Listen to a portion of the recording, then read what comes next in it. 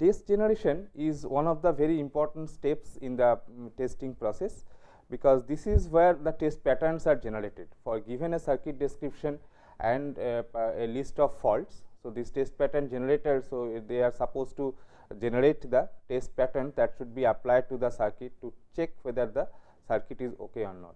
So, corresponding to a test pattern, so there will be a good response that is coming from a good circuit, and in the presence of some faults, that response will be different.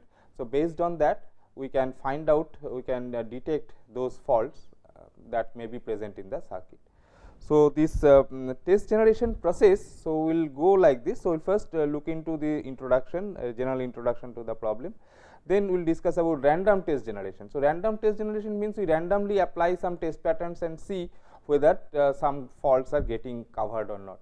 And it is interesting to note that a good number of faults are detected by some random patterns, and it is many a times it is up to 70 to 75% faults of a circuit that are detected by random patterns. So, the remaining faults, so there we need to be cautious, and actually this test generation algorithm, so this needs to be applied for the remaining 25%, about 25% of faults.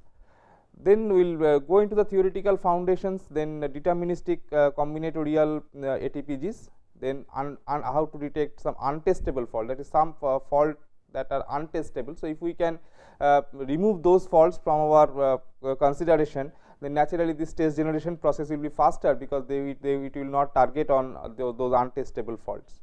Then certain ATPGs are based on simulation based on simulation. So, basically algorithms that use genetic algorithm or some such evolutionary techniques. Then there are some delay and bridging faults. So, they need some special type of ATPGs. So, they will be covered at that time. Some other topics, and then we will go into the concluding remarks. Test generation is the bread and butter in VLSI testing. So, this is a quite common statement, because this is what these test generation these test engineers, so they are doing. So, they are trying to ensure more and more coverage of the faults in the circuit. So, if we are trying to do that, then definitely we should have a very good test pattern set to be applied to the circuit. Efficient and powerful ATPG can alleviate the high costs of DFT, because if the DFT means we need to have some extra controllable and observable points added into the circuit, whatever be the technique, ad hoc technique or structured technique, whatever it is. But if the ATPG itself is very good, and if the ATPG algorithm can itself give us a coverage of high number of faults, then definitely we may not be requiring so many points, so many controllable and observable points in the circuit. So, as a result the cost of DFT can go down. So, the goal is to generate a small set of effective test vectors at a low computational cost. So, this is also another important issue, because you see whenever we are generating a set of test patterns or a particular or a single test pattern, we need to know what are the faults that this pattern can detect. Maybe previously we have generated 100 patterns, and those 100 patterns have covered some 10,000 faults present in the circuit. Now, the 101st pattern that we are going to generate, it must be able to uncover some faults which are not yet detected by previously generated 100 patterns, otherwise this is of no use. So, we are definitely interested to have a good coverage, and we want effective vectors, and this effective vector generation process should not be computationally very expensive, because then the applicability of that particular algorithm may be in question. ATPG is a challenging task, because the problem is exponential in nature.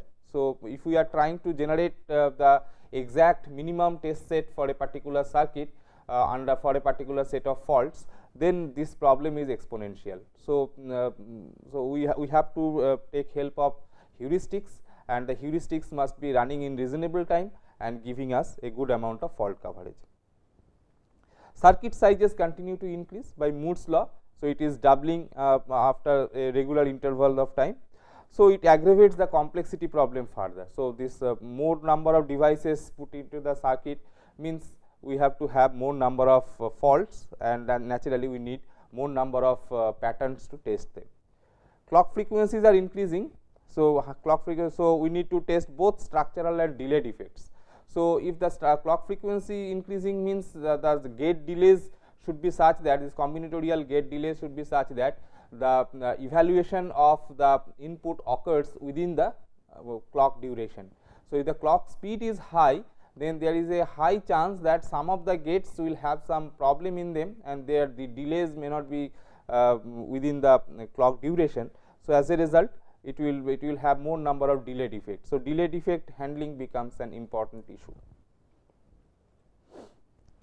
Conceptually, an ATPG can be viewed like this. So, we have got a defect free circuit and a defective circuit. The inputs are applied to both the defect free and defective circuits. So, if suppose X is the defect, so X is the defect, it manifests as some fault in the circuit. So, under that fault or defect, whatever you call it, that defect X, the defective circuit output and this defect free circuit output, they are they should be different. As a result, if we XOR them, so we will get a logic 1 at the output. So, the challenge is that we are given this defect free circuit and this defective circuit, and knowing that we have got an XOR gate at the output of these two, where the outputs of these two circuits have been XORed. So, we have to design an input vector such that this XOR gate output is at logic 1. So, XOR naturally, if these two outputs differ, then it will be in logic 1. So, we have to derive this particular input set. So, as we have already seen that physical defects are not handled directly, rather we have some fault models, and with respect to that fault model we need to generate the test pattern set. So, fault models that we will be considering in this part of our lecture are stackered fault, bridging fault, transition fault and path delay fault. So, these are the types of faults that we will be covering in this part of the lecture. Let us start with a simple example. Okay. So, consider a fault which is say D stuck at 1. We want to, so this is the circuit having 3 inputs A, B, C and 1 output E, and we want to detect this particular fault D stuck at 1. Now, to check to test this fault, two things are necessary. Since this line is stuck at 1, so first of all we need to force this line to 0. Any test pattern that we will apply here should try to force this line to 0. And how can this be done? Since this is an OR gate, putting A and B both the inputs to 0, I can get a 0 at the point D. So, we need to excite the fault which is in terms of opposite of the fault that we want to detect. So, we want to detect stuck at 1. So, we have to force a 0 here. For that, this A and B must be equal to 0. Now, the line D is not directly observable. So, observable is the line E. So, somehow that effect has to be propagated through this AND gate, and we must get the response at E. And for that purpose, this other input of the AND gate, it must hold a non-controlling value. So, this C input must be at a 1. So, you see that we have to apply A equal to 0, B equal to 0 and C equal to 1. So, if we do that, then in a fault free circuit, this line D is at 0, C is at 1. So, E is at 0. In a faulty circuit, this line D will be at 1 because this is stuck at 1, and C is also 1. So, E will be at 1. So, fault free response is 0, faulty response is 1. So, we say that this particular pattern 0 0 1, it can detect this particular fault D stuck at 1. A typical ATPG system will work like this. Given a circuit and a fault model, what it will do? It will repeat the following steps. What? Generate a test for each undetected fault. So, initially all the faults in the circuit are undetected. So, it can try to generate a test pattern for that.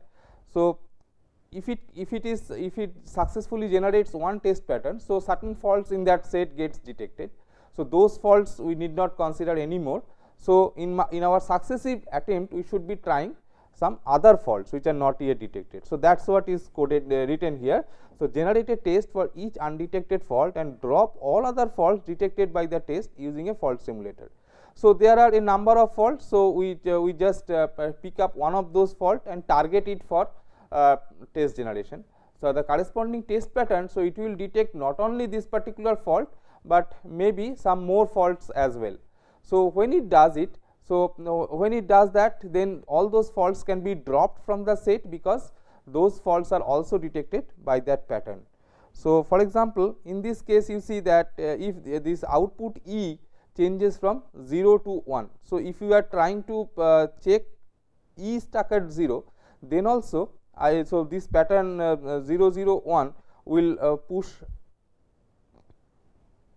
this pattern 0 0 1 will push will make the output 0. So, if we are trying for so this particular pattern is sufficient to detect the fault which is E stuck at 1. So, under this 0 0 1, so this will be this E output is 0 in the fault free case. So, if we are trying to check E stuck at 1, so this pattern is sufficient. So, once we have detected this pattern 0 0 1 for D stuck at 1 fault, we also can drop the fault E stuck at 0 from this set.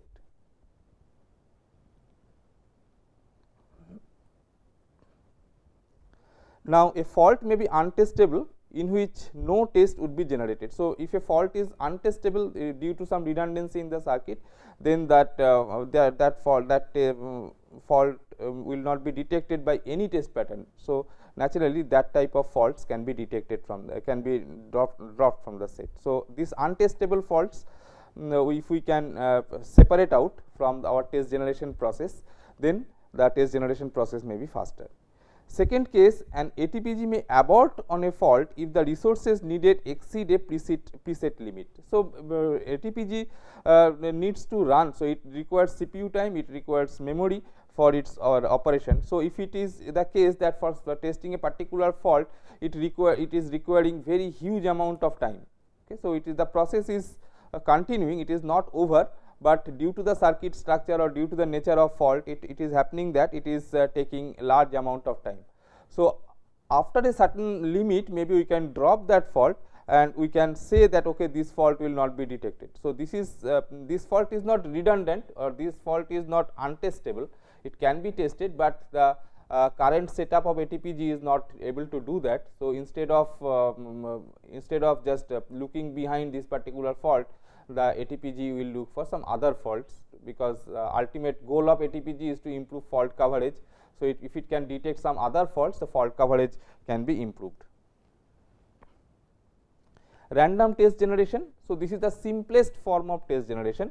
So, we generate n randomly we generate n random test patterns. So, this random test pattern, so basically if it's a two valued logic. So, you apply random 0 1 patterns to the inputs and see whether what type of output it produces.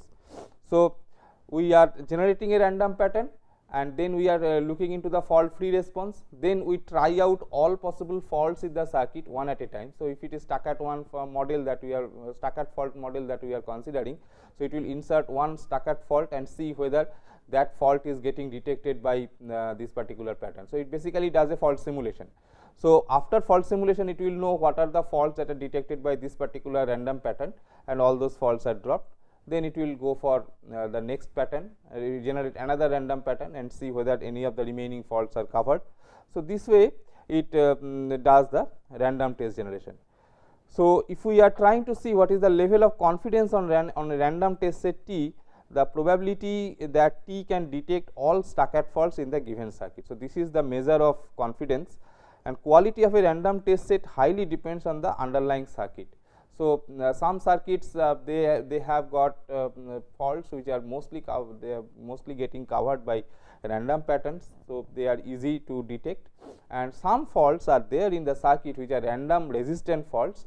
So, they actually require a specific type of pattern to be applied to the circuit for detecting that fault. So, that way the possibility of detecting that fault in a random fashion is difficult. So, naturally they are called random resistant faults. So, to solve this random resistance problem, so what is done is sometimes we bias the inputs of a random resistant fault. So, how do we make it this weighted random pattern?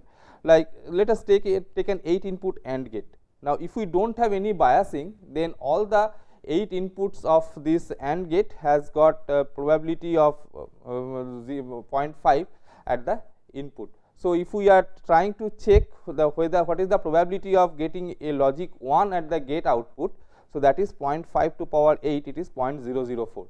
So, if we are trying to check a fault which is say AND gate output stuck at 0. So, for checking that 8 input AND gate output stuck at 0, so this line stuck at 0. So, I need to push a 1 at this point. Now, to push a 1 at this point, I must be able to apply all 1s at the input. Now, since they are all these inputs are generated through a random process in my random test pattern generation. So, probability of getting 1 here is 0.5, here it is 0.5. So, the probability of being able to produce a 1 at the output is 0.5 to the power 8. 0.5 to the power 8. So, that makes it cumbersome. So, the probability becomes very low, it is 0.004.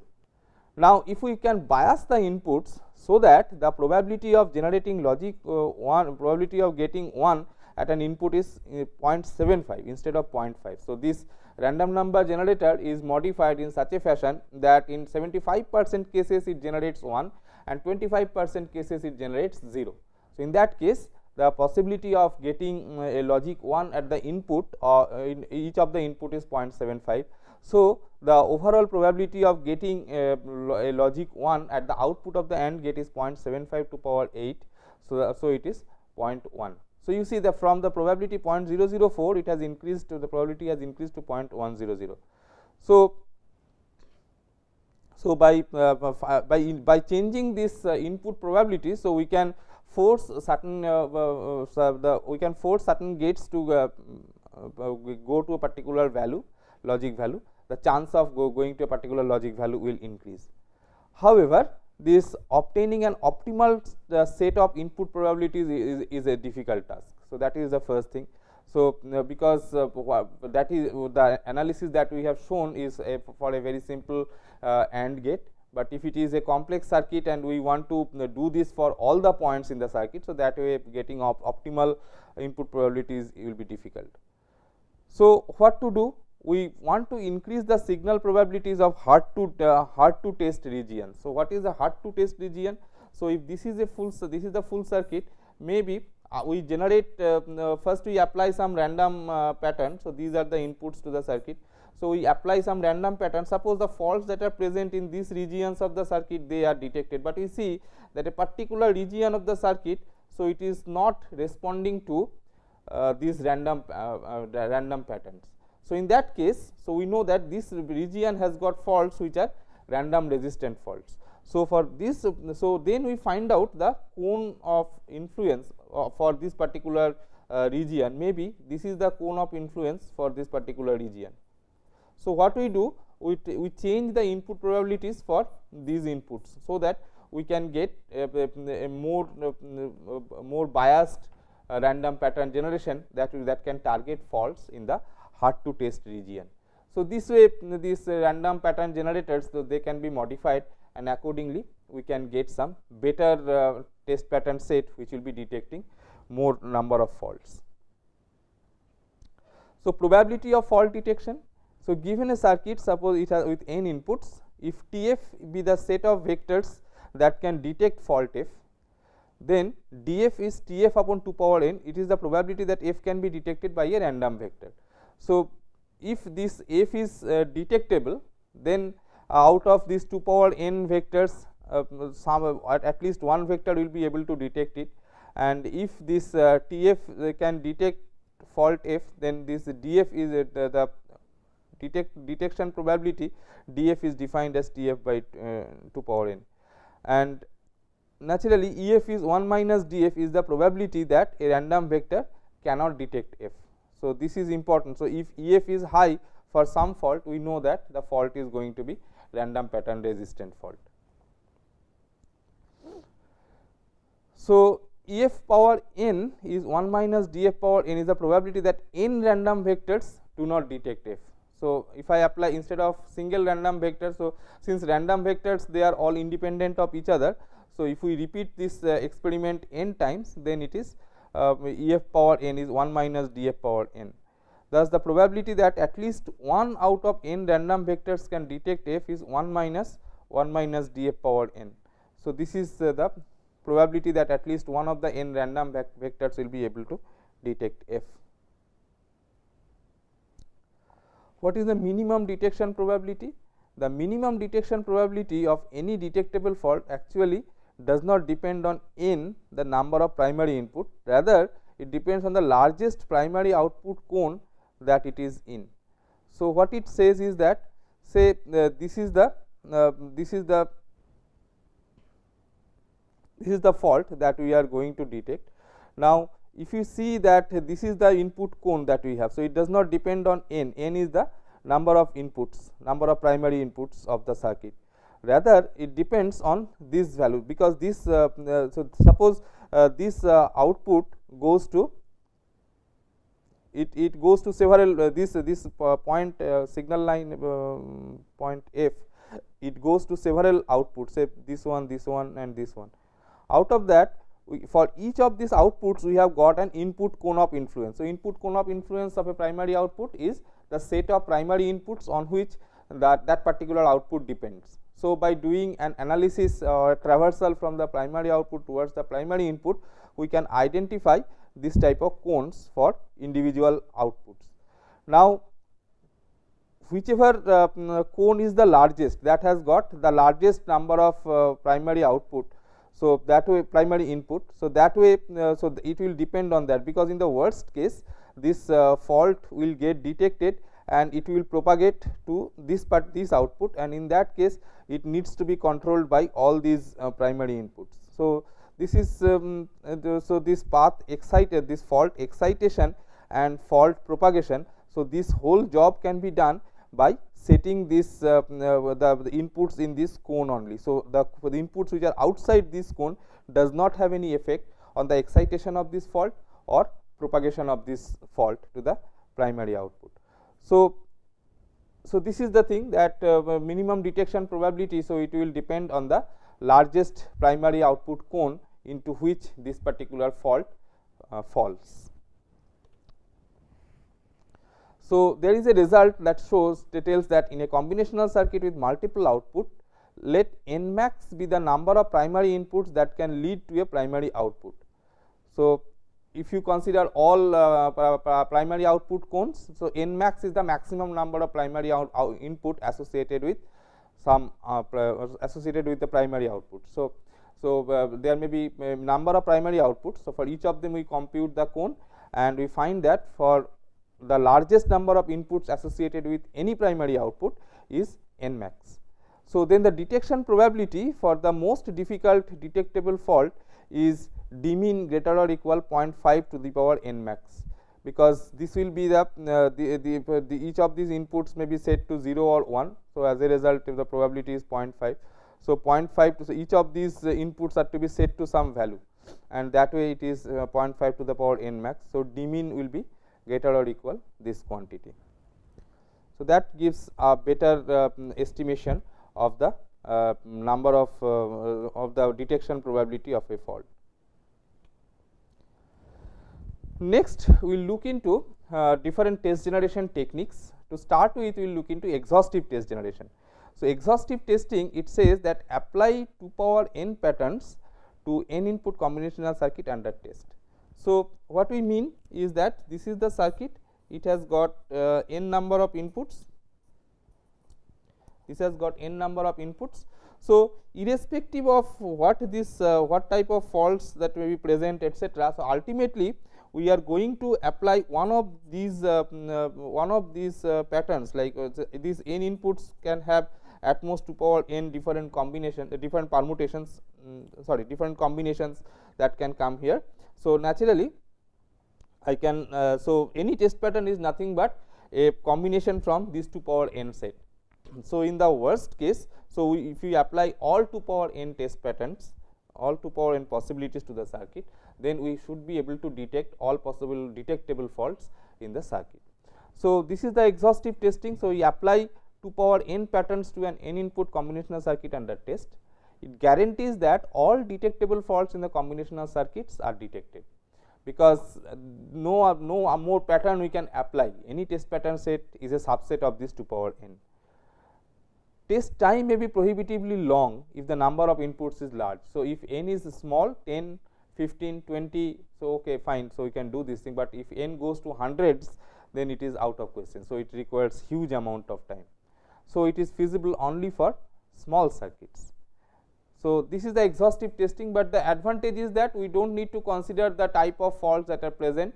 So, for every fault that can be detected, so we have applied a test pattern to the circuit. So, all those faults will get detected. So, we do not need to consider the fault models. Another category of this exhaustive testing is a pseudo exhaustive testing. So, in this case the partition the circuit into cones. Okay. So, one primary output depends on a subset of inputs. So, it is not necessary that to excite all possible outputs at all possible outputs for the primary output line. So, it is not necessary to excite all the inputs. So, it is only necessary to excite the input cone with all possible patterns. So, that way if we can partition into cones and we exhaustively test each cone. Okay. So, then that way the complexity may be less, but still guarantees to detect every detectable fault based on the previous result that we have shown, that the D mean expression. So, continue in the next class.